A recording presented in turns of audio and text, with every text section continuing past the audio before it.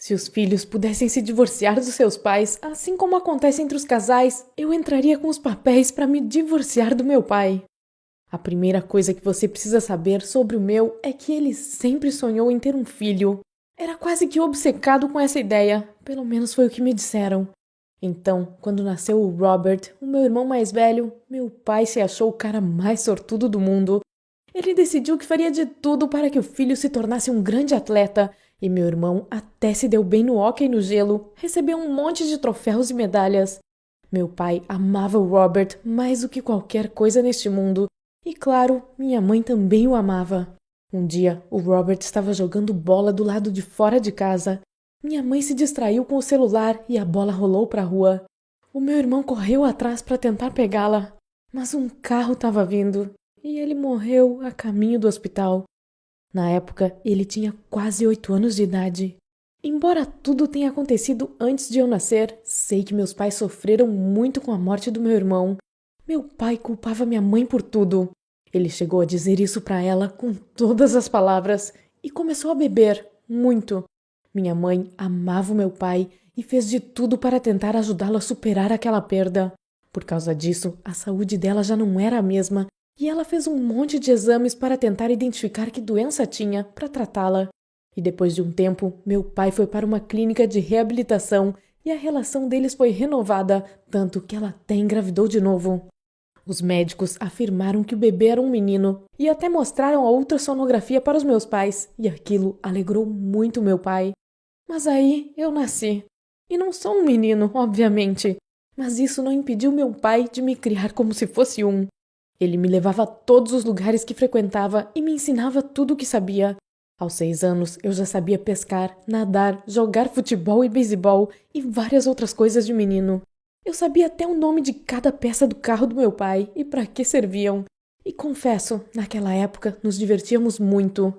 Até o fato do meu pai insistir que eu tivesse cabelos curtos não me incomodava muito.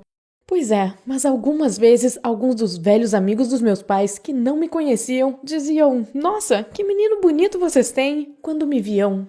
Mas eu não ligava. Às vezes é mesmo difícil distinguir um menino de uma menina, né? Por falar nisso, todo mundo me chamava de Bertie, mas meu pai me chamava de Bob. Ele sempre dizia que o nome Bob combinava mais comigo e eu me sentia especial, sabe? Como se fosse diferente das outras meninas. Mas aí entrei na escola e as meninas começaram a zombar de mim por eu parecer um menino. Lembro que uma vez uma delas, que era um pouco maior que eu, não me deixou entrar no banheiro feminino, pois conforme disse, uma menina que anda como um menino, fala como um menino e tem aparência de menino deve usar o outro banheiro. Aquilo não foi nem um pouco engraçado. Em determinado momento, comecei a pensar que talvez houvesse mesmo alguma coisa errada comigo, já que as pessoas à minha volta achavam que eu não parecia ser uma garota, sabe? Tentei conversar com meu pai sobre isso.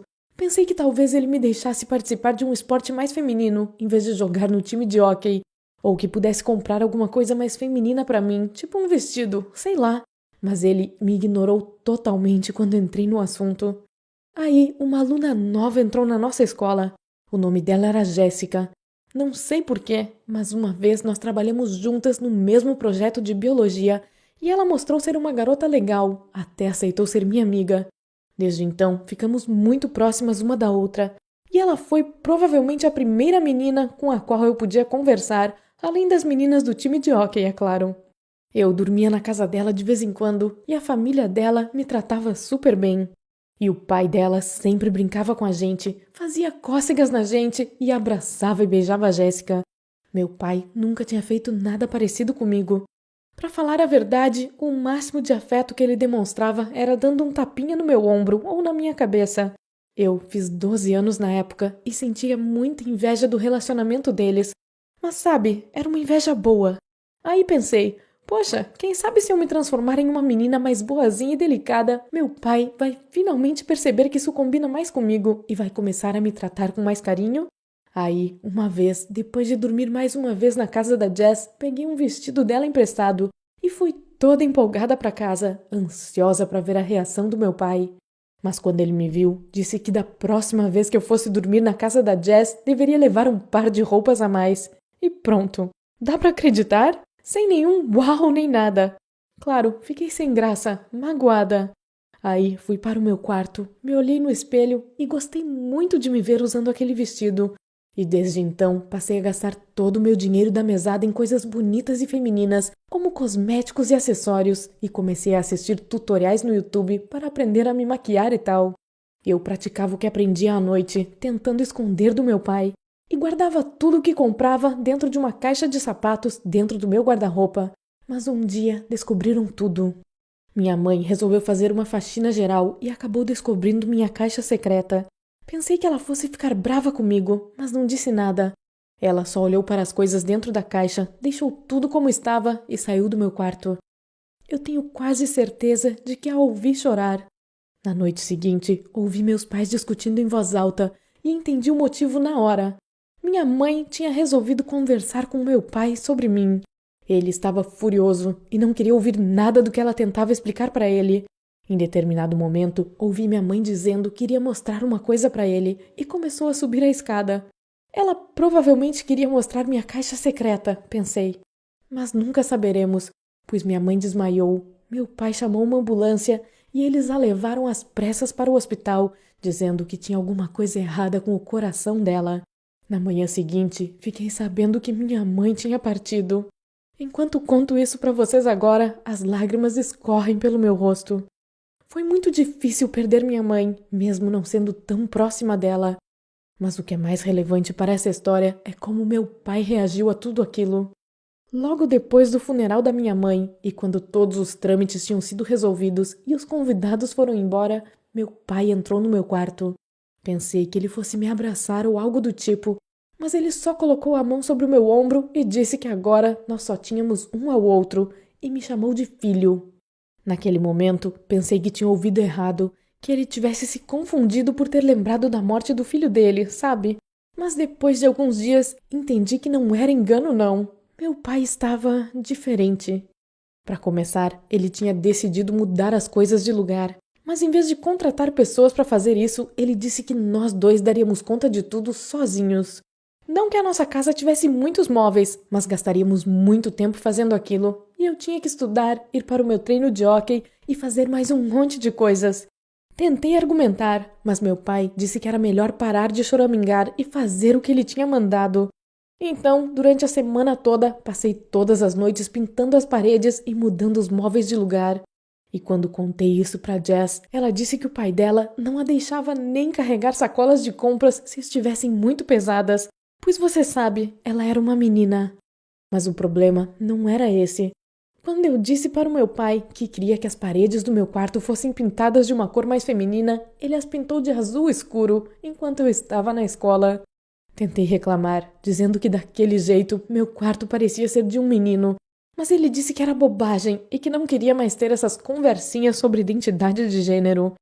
Houve outro caso, quando meu pai me colocou de castigo por ter tirado um D- em matemática e parou de me dar mesada. No mesmo dia, já era tarde da noite, descobri que minha menstruação tinha chegado, mas não tínhamos coisas de menina, sabe? Então eu tive que pedir para ir ao supermercado, explicar por que eu precisava ir lá e pedir para ele me dar dinheiro. Meu pai não quis me dar e disse que castigo era castigo. Nem me pergunte como resolvi a situação. Mas o pior aconteceu há pouco tempo, durante uma partida de hóquei. Eu estava jogando e no meio do jogo ouvi meu pai gritando todo feliz: "Vamos lá, Robert!" 2 vezes. Foi estranho e um pensamento me veio à mente. E se ele tivesse enlouquecido e estivesse achando que estava em uma partida do meu falecido irmão naquele momento? Claro, eu precisava conversar com ele sobre isso, mas não sabia como começar. Então disse sem rodeios que tinha notado que ele estava me tratando diferente depois da morte da mamãe, e citei os exemplos que acabei de descrever. E disse que ele estava ignorando minhas tentativas de ser uma menina, e ele olhou para mim como se eu estivesse falando chinês e não entendeu nada do que eu falei. E aí me falou para parar de ser boba e que o verdadeiro Robert nunca teria esses pensamentos. Oi? Eu não estava tentando ser o verdadeiro Robert. Foi aí que entendi que meu pai sempre tinha visto seu primeiro filho em mim e que nunca tinha me enxergado de verdade. Passei a noite toda chorando e depois me mudei para a casa da irmã da minha mãe, a tia Annabel, uma semana depois daquela conversa. Eu mesma liguei para ela e disse que não estava conseguindo viver naquela casa sem a minha mãe, e ela generosamente me convidou para morar na casa dela.